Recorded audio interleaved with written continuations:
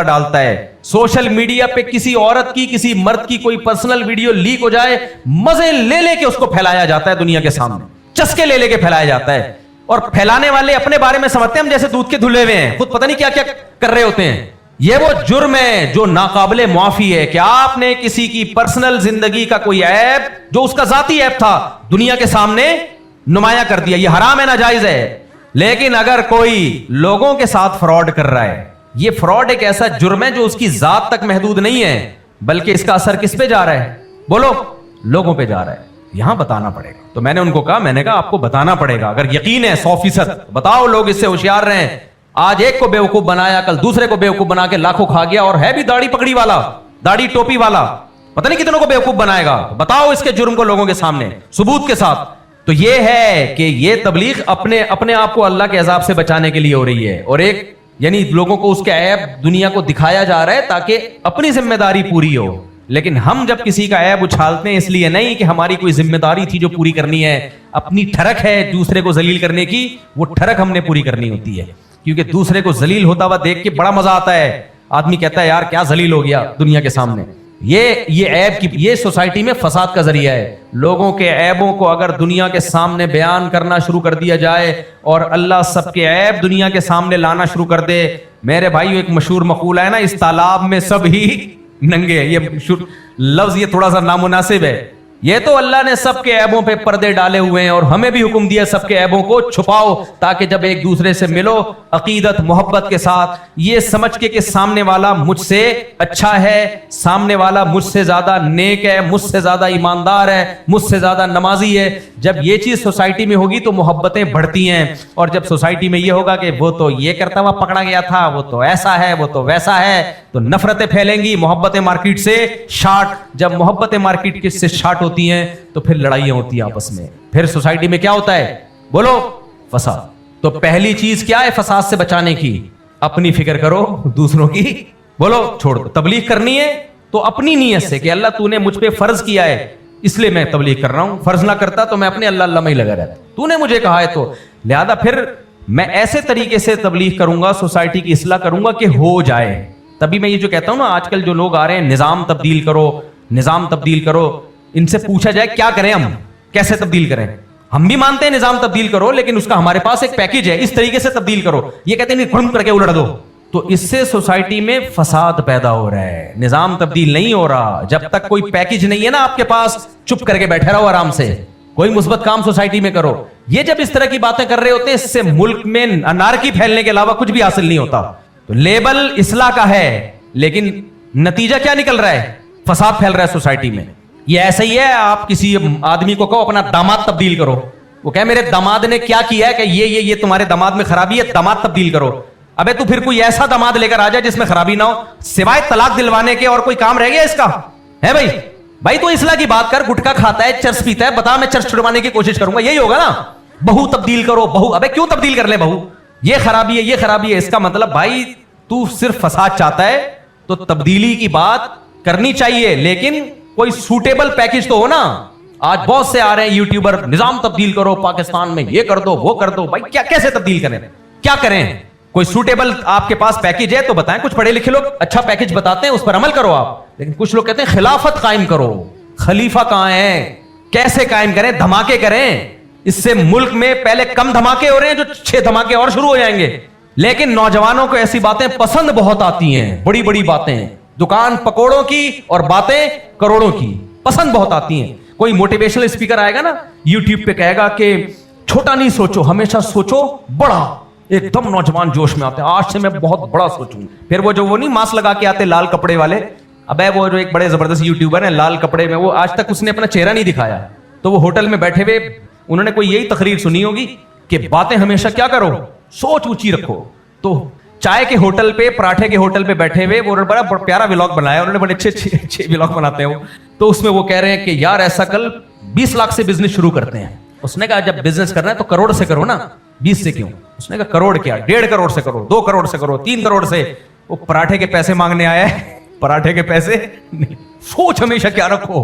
तो बातें करने पर गवर्नमेंट की तरफ से भी कोई पाबंदी नहीं है, बातें कर लो आप, ये कर लो वो कर लो। अबे कैसे कर लें, ये तरीका तो बता हमें, नहीं तो चुप करके बैठ जा, ये फेंकने की जरूरत क्या थी।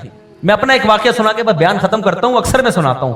हमारी क्रिकेट टीम थी जिसका नाम था फ्रेंड्स क्रिकेट क्लब। हम जब छोटे बच्चे थे 8वीं 9वीं क्लास में, हमारी महल्ले में एक टीम थी जिसका नाम क्या था, फ्रेंड्स क्रिकेट क्लब। ज्यादातर वो हार जाती थी, वजह उसकी ये थी उसमें हम बच्चे बच्चे थे, हमारे मुकाबले होते थे मिच्योर लड़कों से। न्यू वाइट एक टीम थी हमारे महल्ले में, जो मेरे स्कूल के दोस्त हैं और जो हमारे महल्ले के हैं वो उनको पता है कि मैं ये वो एकदम उनको पुराना जमाना याद आ जाएगा। न्यू वाइट टीम थी जिसमें बड़े बड़े हमारे माशाल्लाह अब्दुल वाहिद भाई होते थे, बड़े बड़े, अब तो वो 60-70 साल के होंगे, 60 साल के तो हो ही गए होंगे, 70 का होंगे तो ऐसा गुस्सा आ जाए अब्दुल वाहिद भाई को। सारे बड़े बड़े थे हमसे, वो तो जाहिर है उन्होंने जीतना ही था, हम बच्चे बच्चे। लेकिन ना हमारी क्रिकेट में टिशन बाजियां बहुत होती हैं, आपको पता है, एक्शन बाजियां। हर हफ्ते हमारी टीम का एक इजलास होता कि यार हम हारे क्यों हैं, ऐसा करो जो विकेट कीपर में वसीम को हटा के जमशेद को ले आओ, बॉलिंग में ऐसा करो उसको ये कर दो वो कर दो। अबे भाई तुम इतने बड़े बड़ों से खेल रहे हो, तुम कोई एक मैच भी जीत जाओ तो बड़ी बात है यार। लेकिन बड़ी ठिश फिश चल रहा होता था, उसमें चाय बिस्किट का भी इंतजाम होता था। मुझे याद है मैंने मशवरा एक दिन दिया कि यार ये नाम हमारी टीम का अच्छा नहीं है, फ्रेंड्स क्रिकेट क्लब, नाम चेंज करो। तो हमारे कैप्टन ने बोला फिर क्या नाम रखे हैं, मैंने कहा ये तो मेरे जहन में नहीं है। उसने कहा फिर उंगली तोड़ने की जरूरत क्या है। बड़ा चप जुमला कहा उसने, टीम में बचा कुछ भी नहीं है, एक नाम ही रह गया है वो चेंज करो।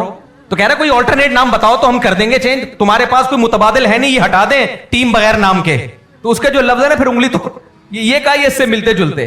तो वो जुमला मुझे ऐसा याद रहा ना कि वाकई या तो मुतबादिल दो, वरना खामखा के मशवरे देके उंगली तोड़ने की कोशिश मत करो। ये जो लोग कह रहे हैं ना निजाम तब्दील करो, खिलाफत लेके आओ, अबे कैसे लाए ये नहीं पता कैसे लाए, तो चुप करके बैठे रहो ना, फिर कोई सिस्टम है नहीं तुम्हारे पास। मैं इस जमहूरी निजाम को इंतहाई जहरीला समझता हूं। इस जमहूरी निजाम से 1000 गुना बेहतर बादशाही निजाम है। सऊदी अरब के बादशाह को देखो, जो मर्जी है, मुल्क तो बना लिया ना उसने, लेकिन अब मैं यहां बादशाही निजाम की बात करना शुरू कर दूं जो मुमकिन ही नहीं है, तो मैं तो वो बात करूंगा जो मुमकिन है। भाई इसी जमहूरी निजाम जो मुसल्लत है हमारे ऊपर, चाहे अंग्रेजों ने मुसल्लत किया जिसने भी किया, फिलहाल तो यही है ना, इसको तब्दील नहीं कर सकते, तो इसी में कोई खैर की कोशिश करो। मैं अगर ये कहूं जमहूरी निजाम कुफर है, तब्दील कर दो, चलती रहेंगी ये बातें 100 साल भी, कौन तब्दील करेगा आके। तो इस निजाम को हम गलत समझते हैं, लेकिन मेरे भाई ये मेरा बनाया हुआ नहीं है, मुसल्लत कर दिया गया है, हो गया तो हो गया है, बर्दाश्त करो। अब इसी में खैर लाने की कोई कोशिश करो, ये हमारे इख्तियार से नहीं हुआ है। लेकिन आप अगर बोलो तब्दील कर दो, ये कर दो, तो कुछ भी नहीं होगा, जो खैर हो सकती है वो भी नहीं होगी। नहीं आ रही समझ में मेरा ख्याल है बात। तो ये लोग भी सोसाइटी में फसादी होते हैं, समझ में आ रही है बात, कि जो मशवरे देते हैं लेकिन इनके पास कोई ऑल्टरनेट, कोई पैकेज, जो जब भी कोई कहे ना ये गलत है, उससे पूछो फिर सही क्या है। अगर वो कहे सही का नहीं पता, बोले फिर चुप करके बैठा रहे, तू सोसाइटी में सिवाय फसाद फैलाने के और कुछ भी नहीं कर रहा जी। भाई उधर चले जाए, ग्राउंड में बहुत जगह है, वक्त भी हो गया है, बस मैं बयान को समेट के खत्म करता हूं। तो फसादी की पहली अलामत क्या है, अपने काम से काम नहीं रखेगा वो। दूसरी अलामत क्या है, बेमौका तबलीग, ये भी पहली में ही दाखिल है लेकिन आप इसको अलग कर लें। तीसरी अलामत क्या है, लोगों को ऐसे ऐसे बड़े बड़े मशवरे देगा जिससे वो चक्कर में तो पड़ जाएं, लेकिन उस चक्कर से निकालने का उसके पास कोई पैकेज बोलो नहीं होगा। चक्कर से निकालने का कोई पैकेज नहीं होगा उसके पास। वो एक नाबीना आदमी सफर कर रहा था, नाबीना आदमी ना बेचारा पैदल जा रहा था, तो एक शख्स ने देखा एक आदमी अपनी बीवी के साथ ऊंट पे बैठा हुआ, तो उसने नाबीना पे तरस खा के उस नाबीना को अपने साथ पीछे बिठा लिया। अब बीवी आगे, शौहर बेगम के साथ पीछे, और उसके पीछे कौन बैठा हुआ है, इधर तवज्जो रखो भाई, उसके पीछे कौन बैठा हुआ है, नाबीना को लिफ्ट दे दी। ये दूसरे सिटी में जा रहे थे, पहले जमाने में लोग जानते नहीं थे दूसरे शहर के लोग इस शहर के लोगों को। जब ये दूसरे शहर पहुंचा तो नाबीना को शरारत सूझी। नाबीना ने कहा वैसी मेरी शादी वादी तो होनी नहीं है, मैं नाबीना हूं, लोग रिश्ता नहीं देते मुझे। उसने अगले शहर में ये मशहूर कर दिया, ये शोर बिचाना शुरू कर दिया कि लोगों मैं नाबीना हूं और ये जो बीवी है ये मेरी है, और इस आदमी ने धोखा दे के मुझे नाबीना समझ के मेरे नाबीना होने का गलत फायदा उठाया, मुझे पीछे करके बीच में बैठ गया है। लोग ऐसे मौके पे सबसे पहले किसका बयान लेंगे, बीवी का। भाई तुम खुद बता दो। बीवी ने कहा नहीं भाई, मैं जो आंखों वाला है ये मेरा शौहर है। नाबीना ने कहा असल में इसको ऑल्टरनेट मिल गया है ना, आंखों वाला, और इस शहर में लोग पहचानते भी नहीं है, किसी को क्या पता कि कौन शौहर किसका शौहर, लिहाजा इसको जब आंखों वाला मिल गया इस कमबख्त ने मेरा इंकार कर दिया। अब झगड़ा होना था, कुछ लोग नाबीना की तरफ कि यार वाकई यार इस बेचारे की आंखों का नाजायज फायदा उठाया है, कुछ बीना की तरफ, झगड़ा शुरू। اب یہ نابینا کہہ رہا ہے بیوی ملے نہ ملے چکر میں تو ڈال دیا ہے نا, چکر میں تو یہ جو بات کرتے ہیں نا خلافت لاؤ, یہ کہتے ہیں خلافت آئے نہ آئے چکر میں تو ڈال دیا ہے ہم نے, چکر میں تو ڈال دیا ہے. ملک میں اور دھماکے ہوں گے اس کے بعد, ملک میں اور نفرتیں پھیلیں گی, ملک کا دفاع اور کمزور ہوگا. تو جو اسلام دشمنوں کا مقصد تھا وہ بہرحال حاصل ہو گیا. تو اس لیے فسادیوں سے ہوشیار رہو. تو فسادیوں کی میں نے چند علامتیں بتائی ہیں, فسادیوں کی ٹوٹل علامتیں بتائے بغیر میں دنیا سے چلا گیا تو ایک حسرت رہے گی. آپ دعا کرو اللہ مجھے اتنی زندگی دے اور اتنی فائدہ مند ہوگی نا یہ علامتیں, آپ کو صبح و شام اپنے ارد گرد نظر آنا شروع. سب سے پہلے آپ کو اپنے آپ نظر آئے گا بھائی میں بھی فسادی نکلا ہوں, صحیح ہے, یہ تو میں بھی کیا نکلا, فسادی نکلا. اللہ تعالیٰ عمل کی توفیق عطا فرمائے. وقت پورا ہو چکا ہے. ارشاد. جیسا کہ آپ نے بیان میں فرمایا کہ یقیناً موقع دیکھنا چاہیے بات کرنے کا, ہاں جو بھی اگر کوئی اصلاح کی بات کرنا یقیناً موقع دیکھنا چاہیے. لیکن جب کوئی آپ حضرات ممبر کے اوپر بات کرتے ہیں یا کوئی تبلیغی ساتھی کوئی بات کر رہا ہوتا ہے تو اس کے اندر ترغیب کے اندر کوئی بات کہی جاتی ہے تو اب اس بات کا کیا لحاظ رکھا جائے کہ اگر یہ بات, ایک تو یہ ہوتا ہے نا کہ کسی سے یہ کہا جائے انگلی اٹھا کے کہ تو فجر میں کیوں نہیں آتا, تو یہ تو غلط ہے. لیکن ایک ترغیبی بات چل رہی ہے کہ بھائی یہ جو فجر میں جو ہے نا ساتھیوں کی غفلت ہے اس کو دور کیا جائے. تو اب اس کے اندر 10 12 15 20 ساتھی بیٹھے ہوئے ہیں اور وہ بات جن کے اوپر فٹ ہو رہی ہے وہ اس کو برا مان رہے ہیں, اور وہ ان کا یہ لحاظ رکھتے ہوئے وہ کہ یہ برا مانیں گے, وہ حق بات نہ کہے تو جرم کس کا ہے. دوسری بات یہ کہ جیسے آپ حضرات ممبر کے اوپر بات کرتے ہیں, کبھی آپ نے حرام کے اوپر بات کر دی, کبھی آپ نے شراب پہ بات کر دی, کبھی کسی نے جو ہے نا کسی کا حق کھایا ہوا اس کے اوپر بات کر دی, کبھی کسی کے لین دین میں بات کر دی, تو وہ اگر اس بات کا لحاظ رکھیں کہ اس مجمع میں تو سارے بیٹھے ہوئے ہیں, شرابی بھی بیٹھے ہوئے ہیں اور جو ہے نا زانی بھی بیٹھے ہوئے ہیں, تو اگر ان باتوں کا لحاظ رکھتے ہوئے یہ بات نہیں کی جائے تو قصوروار کون ہوگا؟ بات کرنے والا. جی نہیں, اس موقع پہ بات کرنے والا قصوروار نہیں ہوگا, اس لیے کہ تو عمومی مجلس میں بات کر رہے ہیں نا. جی نقصان جب ہوتا ہے جب کسی کو اشارہ کر کے کہا جائے کہ تو غلط ہے, تو اس سے پھر نقصان ہوتا ہے. نہیں تو اس بات کا تو لحاظ نہ کیا جائے نا کہ اس مجلس کے اندر جو نہیں, اس کا لحاظ نہیں کرنا چاہیے. مجلس میں تو لوگ بیٹھے ہوتے ہیں تبھی تو بیان کیا جاتا ہے. جی عمومی بات تو کرنی چاہیے. اچھا بھائی, پاکستان کے نظام جمہوری سے علماء کرام اسلامی نظام کے حوالے کی بات کریں جب ممکن ہی نہیں. پاکستان نظام جمہوری ہے, اس میں علماء کرام اسلامی نظام کے حوالے سے پھر کیوں بات کرتے ہیں جبکہ یہ ممکن ہی نہیں ہے. یہ بات غلط ہے کہ جمہوریت میں اسلام لانا ممکن ہی نہیں ہے, یہ بات غلط ہے. پہلے تو میرا پورا جمہوریت کے بارے میں جو بیان ہوا ہے وہ سنیں, ابھی اس کے ساتھ اس کو اٹیچ کریں. آدھا کلپ چلا دیتے ہیں لوگ, اس سے غلط میسج جاتا ہے. میں اس جمہوری نظام کے بالکل حق میں نہیں ہوں. اس سے 100 گنا بہتر بادشاہی نظام ہے جو سعودی عرب وغیرہ میں ہے. تو ان کے ملک کا حال دیکھو اور اپنے ملک کا حال دیکھو, کیونکہ گورنمنٹ اسٹیبل ہی نہیں ہو پاتی ہے کچھ, اور پھر ہر شخص اس کو پتا ہے 5 سال میں نے نکالنے ہیں تو اپنا پیٹ بھرنے میں لگا رہے گا, ملک کے لیے کیا کرے گا. وہ بادشاہ کو کم از کم یہ تو پتا ہوتا ہے کہ میرا ملک ہے اور ہمارا ہی خاندان ہوگا تو یہ ملک سکون میں ہوگا تو ہم بھی سکون میں ہوں گے. تو وہ کہتا ہے خود بھی مزے کرو ہمیں بھی مزے کرنے دو. جمہوری نظام میں تو کہتے ہیں ہمیں مزے کرنے دو, ملک کی ایسی کی تیسی. لیکن یہ کہنا کہ جمہوری نظام میں اسلام لانا ممکن ہی نہیں ہے, یہ غلط ہے, کیونکہ ملک چلتا ہے آئین پہ. بادشاہی نظام میں خوبی تو ہے جو میں نے بتائی, لیکن خامی بھی ہے. وہ یہ کہ بادشاہ کی جس دن کھوپڑی گھومی وہ پورے ملک کو سیکولر کر دے گا, کوئی پوچھنے والا نہیں ہے اس کو. لیکن ہمارے سسٹم میں حکومت اصل میں آئین کی ہوتی ہے یا ہونی چاہیے آئین کی, تو اس حکومت کو بھی پابند کیا جا سکتا ہے کہ آپ آئین کے پابند ہو. تو اس لیے یہ ایک پازیٹیو چیز ہے بادشاہی نظام کی نسبت. تو کیونکہ آئین ہمیں سپورٹ کر رہا ہے, آئین میں لکھا ہوا ہے کہ قرآن و سنت کے اگینسٹ کوئی قانون نہیں بنے گا. تو آئین کی شق کو بنیاد بنا کے پاکستان کو اسلامائزیشن کی طرف لایا جا سکتا ہے. لیکن لائے گا کون؟ 3 لوگ ہوتے ہیں جو ملک میں اثر ڈالتے ہیں. عدلیہ ہے, بیوروکریٹس ہیں, اور عدلیہ ہے, بیوروکریٹس ہے, اور ہمارے جو سیاسی لیڈر ہوتے ہیں. سمجھ آ رہی ہے بات؟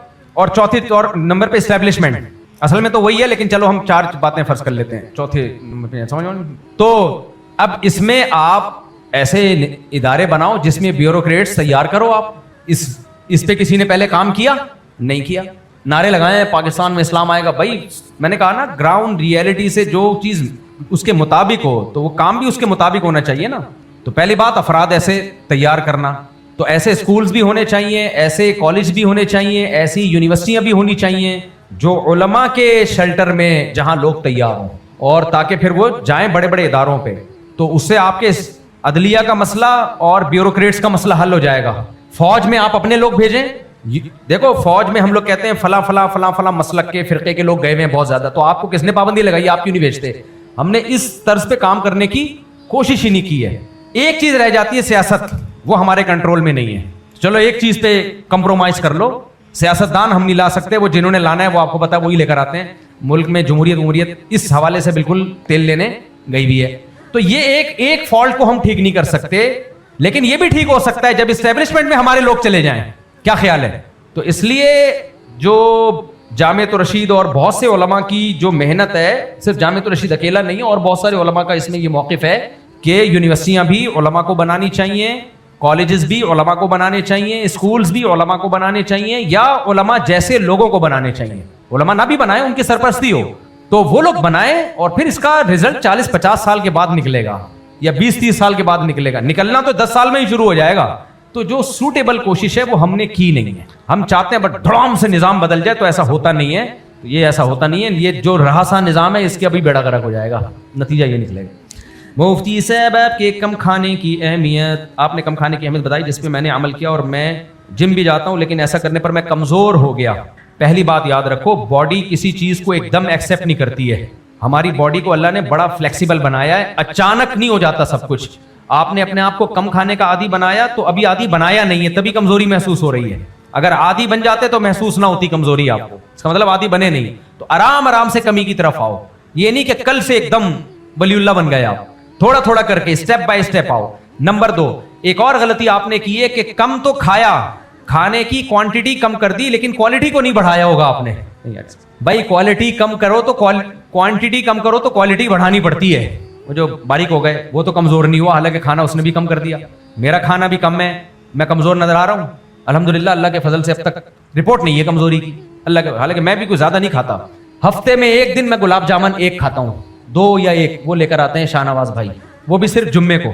وہ بھی نہیں کھانے چاہیے, وہ بھی 1-2 ہفتے سے شروع کیے ہیں, پتہ نہیں کیوں شروع کر دیا, اس عمر میں کیا دماغ پہ سوار ہو گیا. وہ انہوں نے کھلا دیا, وہ اتنا مزہ آیا کہ ہم نے کہا چلو ایک.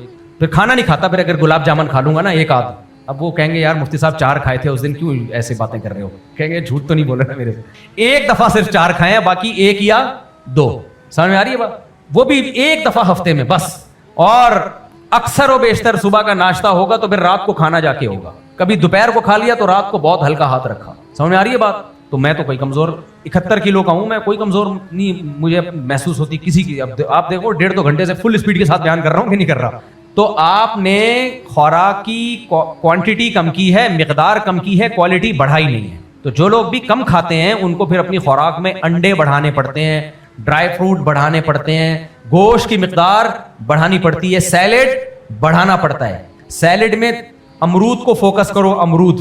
سمجھ میں آ رہی ہے بات؟ امرود اور سیب, یہ 2 چیزیں سیلیڈ میں. اسی طرح 24 گھنٹے میں ایک آدھ بار وہ جو چقندر کی ریسیپی میں نے بتائی تھی نا, بیٹ روٹس کی, چقندر کی میں نے ریسیپی بتائی تھی جس پہ غامدی صاحب کے داماد نے میرا مذاق بھی اڑایا, بریانی بنانے کے طریقے بتا رہے ہوتے ہیں. چقندر کی میں نے ریسیپی بتائی تھی کہ 1/3 چقندر کا جوس نکالو اور 2/3 اس میں پودینے کا گرائنڈ کر کے اس کا جوس اور لیمن چھلکوں سمیت وہ ملا کے پی جاؤ. لیکن خرچہ آپ کا اپنا ہوگا اس میں, اور اگر کھٹا لگ رہا ہے تو شہد ملا دو اس میں. شوگر کے مریض جو نہیں ہے تو پھر شہد بھی ملا لو کوئی. تو دیکھو کسی قسم کی کمزوری انشاءاللہ آپ کے قریب کبھی بھی نہیں پھٹکے گی. تو یہ جب آپ خوراک کم کرتے ہیں تو کوالٹی بڑھانی پڑتی ہے خوراک کی آپ کو. اور ایک دوسرا بھی ہے, اس کو ABC جوس کہتے ہیں, اس میں چقندر ہے, گاجر ہے اور سیب ہے, لیکن میں اس کا قائل نہیں ہوں کیونکہ گاجر کے جوس میں بھی شوگر بہت ہوتی ہے, سیب میں بھی بہت ہوتی ہے. سیب چقندر اور گاجر سے مل کے بنتا ہے جو مشہور جوس ہے, لیکن میں مشورہ نہیں دیتا. زیادہ ملانا ہے تو سیب کا جوس ملا لو 1/3, اور وہ بھی ہرا سیب ہو. میٹھے سے بچاؤ اپنے آپ کو جتنا ممکن ہے. میٹھا کھانا ہے, نیچرل میٹھا ہو, تو میٹھا زیادہ, موٹاپا جو آ رہا ہے نا سارے میٹھے پھوڑ کے ہو رہا ہے. تو اس لیے وجہ سے میں 3-4 گلاب جامن ہفتے میں صرف 1 دن کھاتا ہوں. اللہ معاف فرمائے, میری مغفرت فرمائے. تو آپ کوانٹٹی بڑھائیں, کوالٹی بڑھاتے ہیں خوراک کی تو ٹھیک ہو جائیں گے. اب یہاں پر کچھ لوگ کہتے ہیں یار غریب آدمی اتنا گوشت کہاں سے کھائے, اور غریب آدمی بادام پستے کہاں سے کھائے. تو غریب آدمی انڈے کھا لے. کیا کھا لے؟ انڈا جو ہے نا سب چیزوں کا باپ ہے. انڈا کیا ہے؟ دیکھو انڈے سے چوزے نے بننا ہوتا ہے, اور چوزے میں سب کچھ ہوتا ہے کہ نہیں ہوتا, تو وہ انڈے میں سب کچھ اللہ نے پہلے سے رکھ دیا ہے. تو انڈے منڈے پھوڑ دیا کرے. اور اگر یہ بھی نہیں ہے, انڈے کھانے کے پیسے بھی نہیں ہے, تو پھر اتنا زیادہ کھا کیسے رہا تھا تو؟ کہنا پہلے میں زیادہ کھاتا تھا, وہ زکات کے پیسوں سے کھا رہا تھا, تو اب بھی انڈے بھی زکات سے خرید لے. جب اتنا زیادہ کھانا چھوڑے گا تو وہ خرچہ بھی تو بچے گا نا. وہ خرچہ کس پہ لگا دے؟ انڈوں پہ. انڈا بہت ہی خاندانی چیز ہے. ایک ڈاکٹر, بڑے ماہر ڈاکٹر ہیں, نام لے لیتا لیکن پھر ایسا نہ ہو لوگوں کو, دوسرے ڈاکٹروں کو اعتراض ہو. کئی دفعہ میں نے ارادہ کیا ان کا نام میں اناؤنس کر دوں. بہت زبردست نالج دیتے ہیں وہ, بڑے پڑھے لکھے, ٹو دا پوائنٹ بات کرتے ہیں. تو لیکن نام لینے میں بڑے سائڈ افیکٹ ہیں اس کے. پھر لوگ کوئی الزام لگائے گا کہ ان سے مفتی صاحب نے پیسے لیے ہوئے ہیں, کوئی دوسرے ڈاکٹر کہتے ہیں ان کو پروموٹ کیا, ہمیں بھی کرو وغیرہ وغیرہ. یہ پھر بڑی ایک مصیبت میں پڑ جاتا ہے آدمی. تو ان کی پوری ایک تحقیق آئی تھی اس پہ کہ انڈے سے بہترین پروٹین نہیں ہے کہیں, تو اس لیے جس غریب کے پاس زیادہ کھانے کے پیسے ہیں اور انڈے کے نہیں ہیں وہ غلط بول رہے ہیں. اچھا ایک اور بات, ڈرائی فروٹ جو ہے یہ میرا تجربہ بھی ہے اور میں نے بہت ساری ویڈیوز بھی دیکھی ہیں. کچھ ویڈیوز دیکھ کے انسان یقین نہیں کرتا, لیکن جب تجربہ کرتا ہے تو 100% یقین آ جاتا ہے. تو تجربے کے بعد تو ایک چیز ثابت ہو جاتی ہے نا بھائی, سائنسدان ایکسپیریمنٹ کرتے ہیں چوہوں پہ یا لیب میں کریں گے, ہم نے اپنی باڈی پہ ایکسپیریمنٹ کر لیا. ڈرائی فروٹ ہمیشہ 6-7 گھنٹے پانی میں بھگو کے کھاؤ. کوئی بھی ڈرائی فروٹ کھانا ہے, اخروٹ ہے نا, اخروٹ 7 گھنٹے پانی میں بھگو دو, پانی پھینک دو, پھر خوب اچھی طرح چباؤ اس کو, ایسا چباؤ کہ بیڑا غرق کر دو اس کا. دیکھو ٹھا کر کے باڈی کو لگے گا, وہ فوراً اثرات آنا شروع ہو جائیں گے. پستہ کھانا ہے, پانی میں 6-7 گھنٹے بھگو دو, 7-8 گھنٹے بھگو دو, پانی پھینک دو, پھر پستہ خوب دبا کے چبا کے کھاؤ, وہ باڈی کو ٹھا کر کے لگے گا. پانی میں 7-8 گھنٹہ بھگونے سے نا, میں میڈیکل سائنس کی زبان تو نہیں جانتا, میں اپنے زبان میں اس میں زندگی پیدا ہو جاتی ہے اور اس میں جو خراب چیزیں ساری نکل جاتی ہیں پانی میں. جو بھی بیج ہے نا, جتنے بھی یہ درختوں سے اترتے ہی اپنے آپ کو کور کرتے ہیں محفوظ کرنے کے لیے, تو وہ کور ان کے لیے تو اچھا ہوتا ہے, ہمارے لیے اچھا نہیں ہوتا. تو پانی میں ڈال کے اس میں نشو نما کا عمل سے یہ گزرنا شروع ہو جاتے ہیں اور وہ جو کور کیا تھا نا وہ ختم ہو جاتا ہے. دیسی زبان میں سمجھا رہا ہوں. آپ نے پمکن سیڈ کھاتے ہیں نا لوگ, بہت زبردست چیز ہے, اس کو بھی پانی میں بھگو دو 7-8 گھنٹے, پانی پھینک دو, پھر خوب چبا, آٹے کی طرح ہو جائے گا وہ, خوب چباؤ. ہم لوگ جو عام طور پہ یہ ڈرائی فروٹ کھا رہے ہوتے ہیں یہ ضائع زیادہ ہو رہتے ہیں, باڈی کا جزو کم بن رہے ہوتے ہیں. تو یہ تجربہ کر کے دیکھو, مزہ نہ آئے پیسے واپس. اب بھی تو کمزور رہا نا یہ بھائی نے سوال پوچھا ہے نا, اس کے بعد بھی اگر یہ کمزور رہا تو یہ مینوفیکچرنگ فالٹ ہے. یہ کون سا فالٹ ہے؟ یہ پھر ریپیئر ہو کے دوبارہ بنانا پڑے گا آپ کو, بلکہ کھول کے دوبارہ جوڑنا پڑے گا. یہ ریپیئرنگ سے ٹھیک ہونے والا نہیں. میرا بھی ایک سسٹم خراب ہو گیا تھا تو ٹھیک ہی نہیں ہو رہا تھا نا جس سسٹم پہ میں کام کر رہا ہوں. کوئی آ رہا ہے یوں کر رہا ہے, کوئی یوں کر رہا ہے, کوئی یوں کر رہا ہے. ایک صاحب نے کہا مفتی صاحب جاپان میں جب کوئی سسٹم خراب ہوتا ہے تو اس سسٹم کے ماہرین کو بلایا جاتا ہے. سافٹ ویئر ہے تو سافٹ ویئر کے انجینئر کو بلایا جائے گا, اور کمپیوٹر کا مسئلہ ہے تو کسی کمپیوٹر پڑھے ہوئے آدمی کو بلایا جائے گا, اور کوئی موٹر خراب ہو گئی تو میکینک کو بلایا جائے گا. ہمارے پاکستان میں ہر چیز کا ایک مسئلہ ہے, جب بھی کمپیوٹر خراب ہو بند کر کے دوبارہ اسٹارٹ کرو جب بھی سسٹم خراب ہو بند کر کے, اگر وہ ری اسٹارٹ سے ٹھیک نہیں ہو رہا تو پلگ نکال دو, بالکل ڈیڈ کر دو. تو میں نے ایسا ہی کیا, صحیح ہو گیا.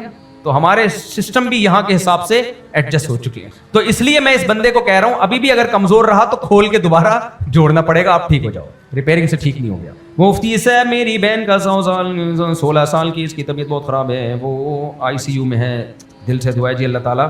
قربہ اشتیاق بچی کا نام ہے, دل سے دعا اللہ تعالیٰ اس کو صحت عطا فرمائے جلد سے جلد. کم کھانے کا یہ بتاؤ گے, جلدی میں نے کہا 40 منٹ میں اٹھ جانا ہے. مفتی صاحب کس قدر مقدار میں خون نکلنے پر وضو ٹوٹ جائے گا؟ وضو کے دوران خون لگا ہو تو کیا وضو ہو جائے گا؟ وضو کے دوران خون لگاؤ تو وضو ہو جاتا ہے, لیکن خون نکلنے سے وضو کب ٹوٹتا ہے خوب سمجھ لو. جہاں زخم ہے وہاں خون نکلا اور وہیں تک گھومتا رہا, اس سے وضو نہیں ٹوٹتا. اس جگہ سرک کے چلا جائے جو جگہ زخم نہیں ہے. جیسے آپ کے کوئی پھوڑا ہے بہت بڑا, خون نکل رہا ہے لیکن پھوڑے کو کراس نہیں کیا اس نے, ادھر ہی نکل کے پھوڑے میں ہی گھوم رہا ہے.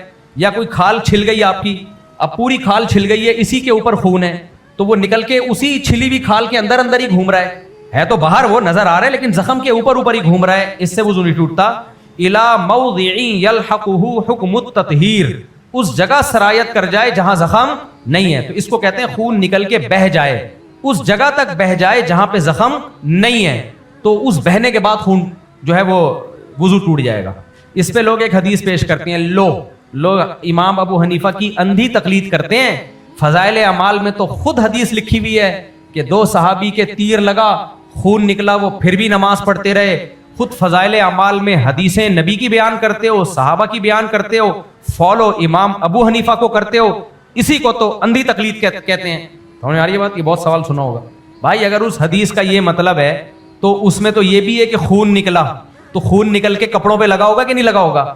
تو یہ سوال ہمارا آپ سے ہے کہ خون کو ناپاک تو آپ بھی مانتے ہو, اور خون جب کپڑوں پہ لگ جائے تو نماز نہیں ہوتی, تو جو اس حدیث کا آپ جواب دیتے ہو وہی جواب ہماری طرف سے. اب جب آپ کی طرف سے اس کا جواب آ جائے گا تو ہم اسی کو اپنے جواب میں ایڈ کر دیں گے. اس سے پتہ چلتا ہے ان صحابی کا خاص معاملہ ہے, اس پہ نبی صلی اللہ علیہ وسلم کی طرف سے نفیاً یا اثباتاً کچھ بھی ثابت نہیں ہے. یا تو یہ منسوخ ہے, اس وقت جب خون کا ناپاک ہونا نازل نہیں ہوا تھا اس وقت کا معاملہ ہے, یا یہ کہ نبی کریم صلی اللہ علیہ وسلم موجود نہیں تھے, ان صحابی نے اپنا اجتہاد کیا تھا, تو یہ اس کی یہ تعویل کی جائے گی کیونکہ خون تو نجس ہے, قرآن نے اس کو نجس کہا ہے. مفتی صاحب جب جنت میں بےہودگی نہیں ہوگی تو ہم حوروں کا کیا کریں گے؟ یعنی بیوی سے ریلیشن بھی بےہودگی ہے, اس کا تو مطلب یہ ہوا نا. بےہودگی کہتے ہیں حرام کی طرف جانے کو, جو بیوی ہے وہ تو حلال ہے نا, تو جنت میں حوریں وہ بیویاں ہوں گی, ان کے قریب نہ جانا پرلے درجے کی بےہودگی ہوگی.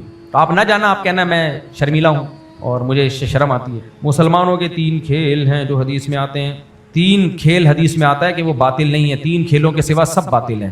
اور جو 3 کھیلوں کے سوا سب باطل ہیں ان سے مراد وہ جو ان کھیلوں جیسے نہ ہو, یعنی جب بھی کھیل میں کوئی فائدہ ہوگا تو وہ ہے. تو اس میں بیوی کے ساتھ کھیلنا, اس لیے میں کہتا ہوں نا بیوی کے ساتھ بیکار باتیں کرنا بھی جائز ہے, ٹائم ضائع کرنا بھی جائز ہے. وہ ٹائم ضائع کہلاتا ہے, ہوتا نہیں ہے. وہ سمجھ میں آ رہی ہے بات؟ تو تاکہ کچھ ٹائم دو نا بیگم کو. دوسرا تیر اندازی ہے, تیسرا گھڑ سواری ہے. اچھا میرے بوئی, رفیعت الاقلام وجفت الصحف کا کیا مطلب ہے؟ تقدیر کا مسئلہ کئی بار بیان کر چکا ہوں, ابھی وقت تھوڑا ہے. آپ سے پوچھنا ہے کہ آپ کی مسجد زیر تعمیر ہے, ہم اس کے لیے سیمنٹ کی بوری دینی ہے. بھائی سیمنٹ کی بوری پہلے بھی کچھ لوگوں نے دی ہوئی ہے, لیکن سیمنٹ ابھی استعمال ہونا شروع ہی نہیں ہوا ہے نا. جب استعمال ہونا شروع ہو تو پھر آپ جتنی, ابھی تو کھدائی کا کام ہو رہا ہے, تو اس لیے سیمنٹ جنہوں نے دینا ہے, جب تعمیری کام شروع ہوگا نا, ابھی تو تخریبی کام ہو رہا ہے نا, پرانی عمارت کو گرایا جا رہا ہے. جیسے ہی تعمیری کام ہوگا تو پھر آپ ضرور سیمنٹ کی بوریاں دیں. سبحان اللہ, اللہ آپ کے لیے صدقہ جاریہ بنائے. آپ سے ایک مسئلہ پوچھنا ہے کہ ہمارے گھر سے تعویذ نکلے ہیں, ہم اس کا کیا کریں؟ کچھ بھی نہ کریں, اٹھا کے پھینک دیں. میرے گھر سے خود تعویذ نکلے ہیں, میں اٹھا کے پھینک دیے. اور 15 سال 20 سال پہلے نکلے تھے, 20 سال تک فٹ فاٹ چل رہا ہوں. اس کے بعد میں نے شادی اور بھی کی ہے. سمجھ میں آ رہی ہے بات؟ اس سے پتہ چلتا ہے کہ تعویذ کو اگر پھینک دیا جائے تو الٹا اثر ہونا شروع ہو جاتا ہے اس کا. تو لفٹ نہیں کرایا کرو تعویذ کو, فلیتوں کو, پلیتوں کو, ان چیزوں کو لفٹ نہیں کرایا کرو. بولے صحیح. میں تو لوگوں سے کہتا ہوں لاؤ تعویذ دو, میں اپنے شلوار کے نیفے میں رکھ لیتا ہوں, پرچیاں ہیں کچھ بھی. السلام علیکم. وعلیکم السلام. مسئلہ یہ ہے کہ میں ایک ریسٹورینٹ کی جاب کرتا ہوں اور پرچیزنگ ڈپارٹمنٹ میں ہوں. ماشاءاللہ. تو مجھے معلوم ہوتا ہے کہ کل کیا کیا چیزوں کی ضرورت ہوگی. تو مجھے مالکان کی طرف سے تو پیسے نہیں ملتے, تو میں اپنی جیب کے پیسوں سے وہ مال خرید کے لے جاتا ہوں جی کہ بھائی کل اس چیز کی ضرورت پڑے گی, پرسوں اس چیز کی ضرورت ہے. تو اس مال پہ میرے لیے پروفٹ رکھنا جائز ہے یا نہیں؟ نہیں, کیونکہ آپ ہوٹل کی طرف سے وکیل ہیں, نمائندے ہیں, تو وکیل خود اپنی جیب میں پروفٹ نہیں رکھ سکتا. وہ جس کے پیسوں سے چیزیں خرید رہا ہے یا بعد میں جس سے اس نے پیسے لینے ہیں, وہ سارا پروفٹ اسی کے پاس جائے گا. یہ ایسا عام روٹین میں جب ہوتا ہے, میں نے کسی کو بھیجا یا آپ نے کسی کو بھیجا, جا بھائی جا کے دکان سے 1 کلو گوشت لیا, یا کسی نے بھی بھیج دیا, اب یہ گیا ہے, اب یہ جب گوشت خریدے گا تو گوشت کے پیسے اس سے لے گا جس نے اس کو بھیجا ہے. گوشت والا اس کا جاننے والا نکل آیا, اس نے کہا یہ 1000 کا میں تجھے 500 کا دیتا ہوں, تو یہ ڈسکاؤنٹ جیب میں رکھ کے پتلی گلی سے نکل لیتا ہے. یہ جائز نہیں ہے. یہ ڈسکاؤنٹ کس کی جیب میں جائے گا؟ جس نے آپ کو بھیجا ہے, اگرچہ وہ اس کا کچھ نہیں لگتا. سمجھ میں آ رہی ہے بات؟ تو جب بھی آپ کسی کے وکیل یا نمائندے بن کے کوئی کام کر رہے ہوتے ہیں تو پیڑے بھی پھر وہ کھائے گا جس نے آپ کو نمائندہ بنایا ہے, کیونکہ پیسہ اس کا خرچ ہو رہا ہے تو اس سے فائدہ بھی وہ اٹھائے گا.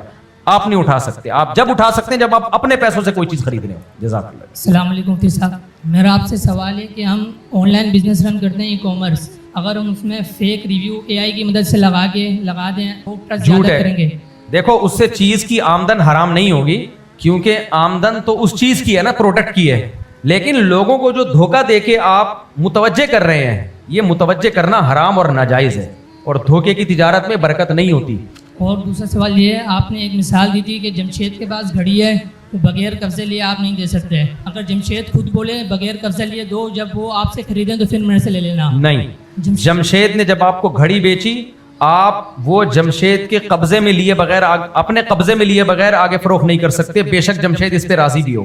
اگر آپ نے آگے فروخت کرنی ہے تو پرانی خرید و فروخت کو کینسل کریں, جمشید سے بولیں جو میں نے آپ سے گھڑی خریدی تھی میں اس خرید کو کینسل کرتا ہوں, اب ایک نیا کسٹمر میرے پاس آیا ہے, تو آپ اگر اجازت دو تو یہ گھڑی میں اس کو پہنا دیتا ہوں آپ کا نمائندہ بن کے, اور اس کا میں اتنا کمیشن لوں گا آپ سے.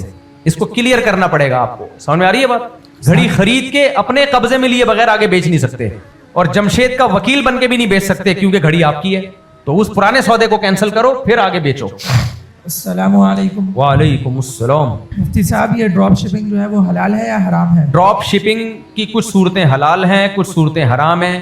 شریعت کا اصول ہے کہ جو چیز آپ کے قبضے میں نہ آئے آپ اس کو آگے بیچ نہیں سکتے. ڈراپ شپنگ میں عام طور پر آپ کسی کی چیز خریدے بغیر, کمپنی کی چیز خریدے بغیر کسی کو بیچ رہے ہوتے ہو آپ, یہ جائز نہیں ہے. آپ اس میں جائز کرنے کے لیے یہ کرو, یا تو پہلے خرید کے کسی کو نمائندہ بھیجو, بنا کے اس کے قبضے میں لو, بولو بھائی تو میری طرف سے قبضہ کر لے, پھر آگے بیچو. یا بیچو نہیں, بیچنے کا وعدہ کرو میں تمہیں یہ دوں گا, اور پھر خریدو, اور پھر کسٹمر سے پوچھو ہاں بھائی اب بتاؤ خرید رہے ہو کہ نہیں خرید رہے, وہ کہے خرید رہا ہوں تو ٹھیک ہے, نہیں تو پھر وہ آپ کو نقصان ہوگا, جو بھی ہوگا آپ کی چیز ہے وہ. تیسرا, دو پارٹیوں کے درمیان کمیشن ایجنٹ بن جاؤ. آپ بولو بھائی میں بیچ ہی نہیں رہا, فلاں کمپنی کی چیز میں آپ کو بکوا رہا ہوں, بتاؤ, اور پھر کمپنی کو بھی یہ نہیں بتاؤ میں آپ سے لے رہا ہوں, بھائی ہم نے یہ پروڈکٹ آپ کی بکوائی ہے, آپ مجھے اس کے پیسے دو, ہر پروڈکٹ کو بکوانے کے مجھے اتنے پروفٹ چاہیے اس پہ. اس طرح معاملہ کو کلیئر کرو. دیکھو عبادات کے دین میں لوگ آ جاتے ہیں, پیسوں کے معاملے کے دین کو لوگوں نے نظر انداز کیا ہوا ہے, تو یہ بہت غلط بات ہے. مفتی صاحب اس طرح جو بروکری کا کام ہوتا ہے دو پارٹیوں کے بیچ میں, جو ہم بیچ میں بروکر بنتے ہیں, اسی طرح ڈراپ شپنگ میں بھی کام کر سکتے ہیں. ہاں بالکل بروکر بن سکتے ہیں, لیکن کلیئر کریں میں بروکر ہوں بھائی, صاف صاف. پراپرٹی کو خریدے بغیر بھی بیچا جا سکتا ہے, سوری قبضے میں لیے بغیر بھی بیچا جا سکتا ہے, لیکن اس میں یہ ہے کہ رسک میں آ چکی ہو, آپ کے پلاٹ پتا ہو کہاں ہے, کس نمبر کا ہے, کہاں لوکیشن ہے, اور اتنا آپ کی ملکیت ہو کہ اگر پلاٹ پہ قبضہ ہو گیا تو آپ کا نقصان سمجھا جائے. اس کنڈیشن میں آنے کے بعد بیچ سکتے ہیں, بے شک قبضہ نہ بھی کیا ہو. السلام علیکم. السلام علیکم. وعلیکم السلام. اتفاقاً دوسری شادی کے اسباب بن اتفاقاً دوسری شادی کے اسباب بن گئے, کوئی ایسے حالات پیدا ہو جائے. حسن اتفاق سے تو ایسے انسان بندر سے انسان نہیں بنا جو اتفاق آپ نے بیان کیا, اتفاق سے دوسری شادی کا ارادہ نہ ہو, شادی کرنا پڑ جائے, یا کوئی پڑ گئی, یعنی مجبوری میں دوسری شادی کرنی پڑ رہی ہے, دل نہیں چاہ رہا لیکن حالات ایسے ہو گئے کہ مجبور ہو گئے, نہیں کریں گے تو مر جائیں گے. آگے مجھے انجوائے کرنے دیں تھوڑا سا. سہارا دینا چاہ رہا ہے, اس کو ایک گھر دینا چاہ رہا ہے اس کو رہنے کے لیے, اور پہلی بیوی کہتی ہے کہ میری شکل نہیں دیکھنا مجھے. ہاں تو حالات بنے کہاں ہیں, پہلی بیوی کہہ رہی ہے میں دوسری کی شکل نہیں دیکھوں گی, تو حالات بنے کہاں ہیں؟ نہیں میں تو سمجھ رہا ہوں حلوہ رکھ کے پلیٹ میں رشتہ مل گیا ہے, سب راضی ہیں. نہیں, دوسری اگر کرنا چاہ رہے ہیں شادی تو چھپ کے بتا کے کرنا چاہیے یا چھپ کے کرنا چاہیے؟ پہلے بات تو آپ کم از کم 2 مہینے کے روزے رکھیں اس بات پہ کہ آپ نے جو مجھے بلا وجہ خوش کیا کہ دوسری شادی کے حالات پیدا ہو گئے. حالات کبھی بھی دوسری شادی کے پیدا ہوتے ہی نہیں ہیں. شادی کرنا چاہ رہا ہے دوسری بندہ, ہاں بس چاہ رہا ہے, وہ تو ہر مسلمان چاہ رہا ہے. حالات تھوڑی, پہلی والی سے کیا اجازت لینا پڑے گی؟ نہیں اجازت لینا نہیں پڑے گی. وہ کہتی مجھے شکل نہ دکھانا, تو نہ دکھانا شکل. وہ اگر کہے مجھے شکل دکھاؤ پھر بھی نہ شکل دکھانا دوسری کی.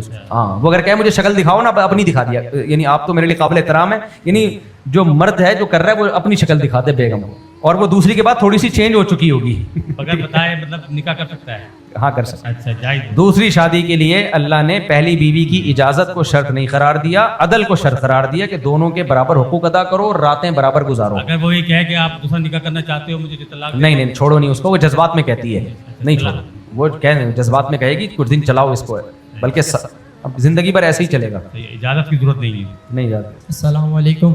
جی السلام علیکم. وعلیکم السلام. مفتی صاحب ابھی میری جو ہے نا مہینے 1.5 مہینے پہلے انگیجمنٹ ہوئی تھی, منگنی ہوئی تھی, تو میرے سسرال سے میرے کو کپڑے دیے تھے انہوں نے نا, تو وہ خالی منگنی کے دن ہی کپڑے پہنے تھے, تو اس کے بعد سے جو ہے نا کپڑے گھر سے غائب ہو گئے. اوہو, تو منگنی کے کپڑے تھے آپ نے پہنے اور کپڑے گھر سے غائب ہو گئے. جی, تو کسی سے جو ہے نا ہماری خالہ نے, جو عالم وغیرہ عورت ہوتی ہیں جو بابا وغیرہ کرتی ہیں, جادو, جی, تو ان سے پوچھا تو انہوں نے کہا ہے کہ اب وہ جو ہے نا خود ہی کپڑے تمہارے گھر پر آ جائیں گے, تو جیسی وہ کپڑے آئے تو اسے پہننا نہیں, سمندر میں بہا دینا. یعنی وہ کسی نے جادو کے لیے تاکہ آپ کا رشتہ ٹوٹے یہاں سے. اب وہ کپڑے خود بخود ہی آئیں گے, انہوں نے ایسا کہا تھا. جب وہ کپڑے خود بخود ہی آئیں آپ ان کو پہنو تو خود بخود ہی ہر جگہ جا سکو گے آپ. ان کپڑوں جیسے شلوار میں آپ ٹانگیں ڈالو گے تو چلنا نہیں پڑے گا آپ کو, شلوار خود ہی چلے گی. ایسے کپڑے تو مجھے دے دو میرے بھائی. مفتی صاحب ابے تم اتنے عرصے سے بیان سن رہے, ابھی تو تمہارا نظریہ نہیں بنا ہے. نہیں مفتی صاحب, وہ ہماری خالہ نے پوچھا تھا. تو خالہ, پھر خالہ سے ہی باقی باتیں پوچھا کرو جا کے, مجھ سے کیوں پوچھ رہے ہو؟ تو ابھی آپ سے یہ پوچھ, کچھ نہیں ہے, ان کو پہنو گھومو پھرو, کچھ نہیں ہوتا. تعویذ بھی نکلے نا نیفے سے تو بھی انہی کپڑوں کو پہنو, ایسی کی تیسی. بس یار وہ 1-2 سوال اور لے لیتے. السلام علیکم مفتی صاحب. کیا مسجد کا ملبہ مسجد کی قیمت میں, یعنی جو کنسٹرکشن کی قیمت میں جاتا ہے. آج کل جتنے بھی ٹھیکیدار ہیں, کوئی بھی جب کنسٹرکشن کا کام کرتے ہیں تو جو کچھ گرانا ہوتا ہے وہ کہتے ہیں یہ ملبہ ہمارا ہوگا, اس کے بدلے میں ہم یہ کھدائی کریں گے.